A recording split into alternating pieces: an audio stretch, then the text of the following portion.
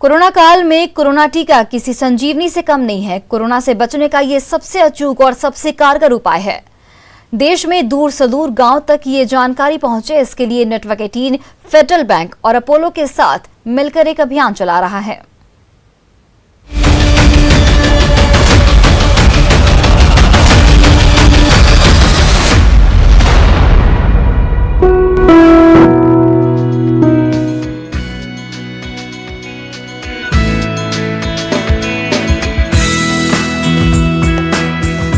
Network 18 का संजीवनी अभियान अपने अगले मुकाम की ओर है। इस सफर में संजीवनी की गाड़ी नासिक के गांव-गांव तक पहुंचेगी। इस अभियान में नेटवर्क 18 को फेडरल बैंक और अपोलो का भी साथ मिल रहा है। इस अभियान के तहत टीके को लेकर ग्रामीणों की हर दुविधा और शंका का समाधान ऑन स्पॉट किया जा रहा है। नासिक के जिलाधिकारी सूरज मांडे ने हरी झंडी दिखाकर इस अभियान की शुरुआत की। गांव-गांव में ये वैक्सीनेशन ले जाने का जो एक जिम्मेदारी है हमारी, उसको हम पूरा करें और सहभागी हों उसमें। आपको बता दें कि इस अभियान के तहत नासिक के 150 गांवों में संजीवनी गाड़ी जाएगी। 75 दिन में करीब 9 लाख ग्रामीणों से संपर्क किया जाएगा। ग्रामीणों को कोरोना टीके के लिए प्रोत्साहित किया जाएगा। रजिस्ट्रेशन से लेकर टीका लगवाने तक की सुविधा दी जाएगी। अभियान की शुरुआत 7 अप्रैल 2021 को अटारी बॉर्डर से हुई थी। अभिनेता सोनू सूद ने संजीवनी अभियान की शुरुआत की थी। से अभी 150 गांव जाएगी, तो मेरा कहना सभी गांव वालों को और सभी देशवासियों से यही है, ये एक संजीवनी है अभी के टाइम के लिए। ये नेटवर्क 18 फेडरल बैंक और अपोलो का संजीवनी अभियान देश भर में कई चरणों में चल रहा है। आंध्र प्रदेश के 120 गांवों के लिए यह अभियान 4 जून से शुरू होने वाला है, जिसके तहत ग्रामीणों को टीके के लिए प्रोत्साहित किया जाएगा। Bureau report, news 18 network.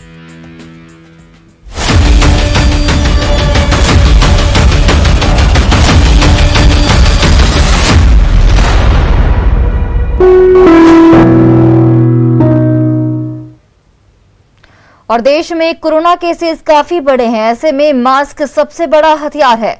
हम आपसे बार बार अपील करते हैं कि आप मास्क जरूर पहनिए। इसको लेकर न्यूज़ 18 ने एक मुहिम भी शुरू की है, #मास्क पहनो इंडिया। आप खुद से ये प्रण लीजिए कि जब तक ये महामारी है आप मास्क नहीं उतारेंगे। मास्क ठीक से पहनिए, मास्क है मजाक नहीं। और अपने एक छोटे से ब्रेक के लिए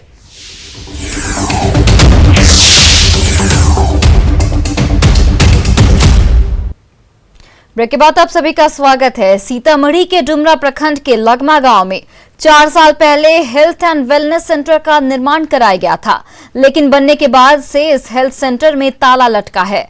इसका फायदा लोगों को नहीं मिल रहा है। देखिए संवाददाता राकेश रंजन की रिपोर्ट। सीतामढ़ी जिले के स्वास्थ्य व्यवस्था की स्थिति ठीक नहीं कही जा सकती है, और यह आपको एक तस्वीर के माध्यम से हम दिखलाने की कोशिश करते हैं कि सीतामढ़ी के डुमरा प्रखंड में तकरीबन 3 साल पहले हेल्थ एंड वेलनेस सेंटर का निर्माण किया गया। और आप तस्वीर देख सकते हैं हेल्थ एंड वेलनेस सेंटर की स्थिति क्या है। चकाचक भवन का यह निर्माण किया गया है और उस पर लाखों रुपए खर्च किए गए हैं। डेंट पेंट बेहतर तरीके से किया गया है। जो दीवारें हैं उस पर कई तरह के बीमारी को भगाने के लिए और लोगों को जागरूक करने के लिए कई तरह के स्लोगन लिखे गए हैं।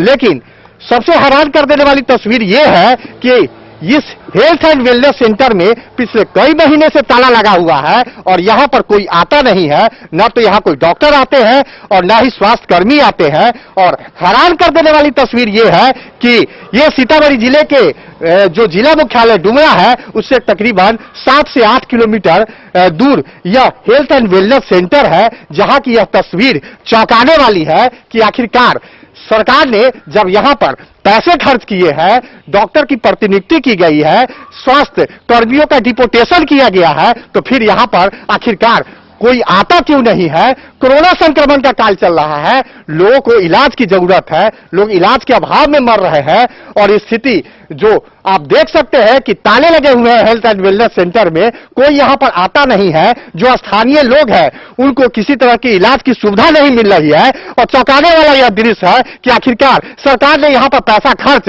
क्यों किया। इतनी राशि खर्च करने के बाद, भवन निर्माण करने के बाद, डॉक्टर के डिप्यूटेशन करने के बाद भी आखिरकार गांव के लोगों को कोई सुविधा क्यों नहीं मिल रही है, यह सवाल स्वास्थ्य विभाग से करने की जरूरत है।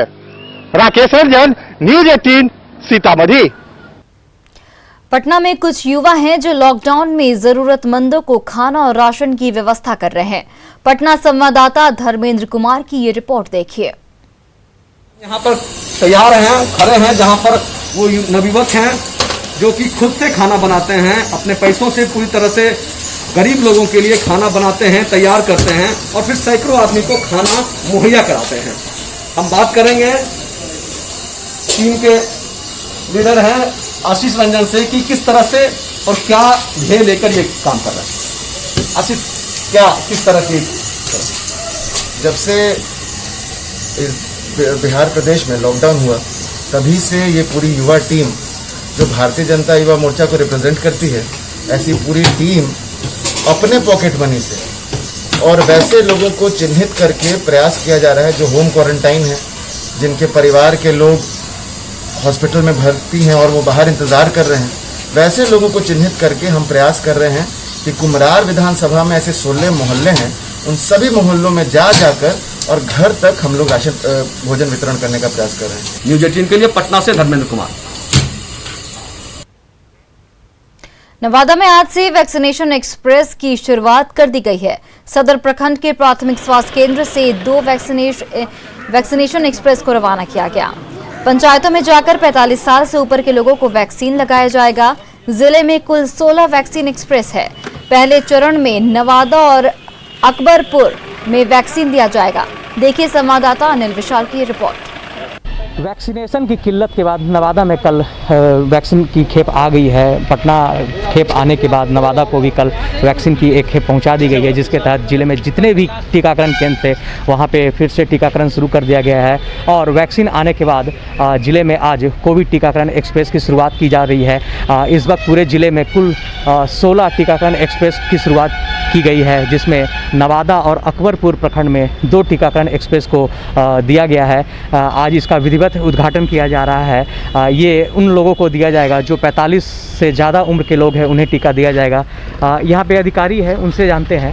सर बताइए क्या कुछ आज ये किया जाएगा? आज हम लोग चलन तो टीकाकरण दल को रवाना कर रहे हैं। इसमें पहले हम लोग प्रखंड में करीब सभी क्षेत्रों में 45 से ऊपर वाले को एक राउंड दे चुके हैं। इसमें वैसे लाभार्थियों को चिन्हित किया जा रहा है जो अभी तक नहीं लिए 45 से ऊपर वाले छूटे हुए हैं। वो जब हर पंचायत पर एक गाड़ी जाएगी एक दिन के लिए और उस पंचायत में को चिन्हित वहाँ पर करेगी आशा आंगनबाड़ी ये लोग, और मैक्सिमम लाभार्थी को वहाँ पर मोबिलाइज करेगी ताकि एक भी हमारा वैक्सीनेशन का जगह छूटे नहीं, हर जगह। आज ये वैक्सीनेशन एक्सप्रेस कहाँ जा रही है? आज जा रही है एक गाड़ी खराट और एक गाड़ी सुनसिहारी पंचायत। कितने लोगों का ये इसमें पढ़ना है आज? 200 का टारगेट दिया गया है और सभी आशा को, आंगनबाड़ी को, एनएम संबंधित एनएम को, मुखिया जी को, ये लोग को सूचना दे दिया गया कि लक्ष्य प्राप्त करने में मदद करें। तो जैसा कि आपने सुना, अधिकारियों का कहना है कि सरकार के नए आदेश के बाद जो टीकाकरण एक्सप्रेस का जो है नवादा में भी शुरुआत कर दिया गया है। स्थानीय स्तर पर जितने भी जनप्रतिनिधि है उनकी मदद ली जा रही है ताकि उद्देश्य पूरा हो सके और जो भी लोग हैं वो जो टीका नहीं लिए हैं वो टीका ले पाए। अनिल विशाल, न्यूज 18 नवादा।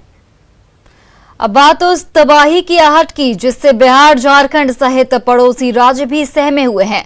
अगले 3 दिन यहां के लिए बेहद खतरनाक हैं।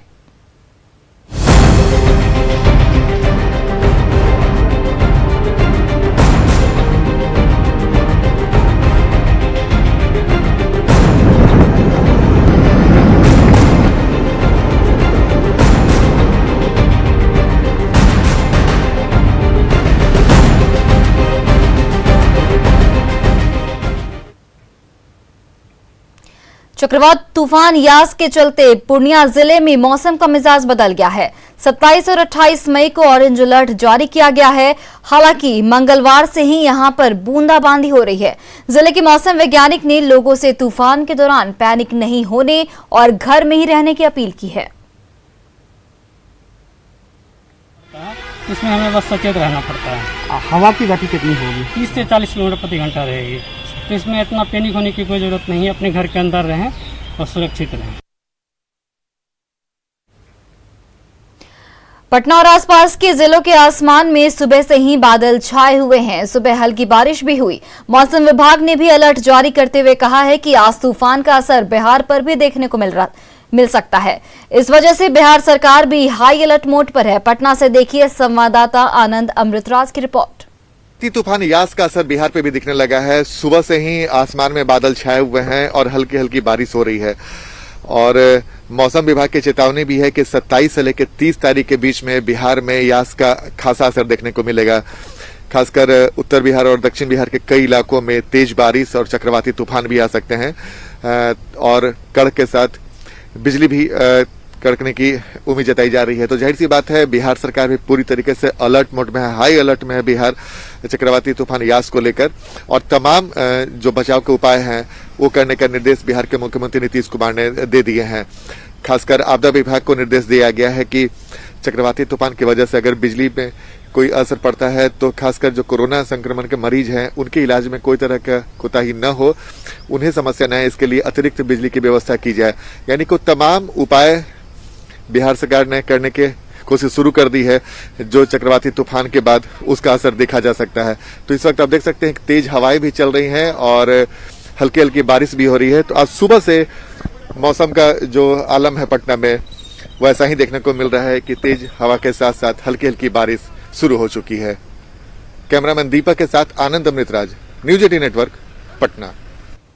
तो फिलहाल इस बुलेटिन में इतना ही। आप देखते रहिए न्यूज 18 बिहार झारखंड।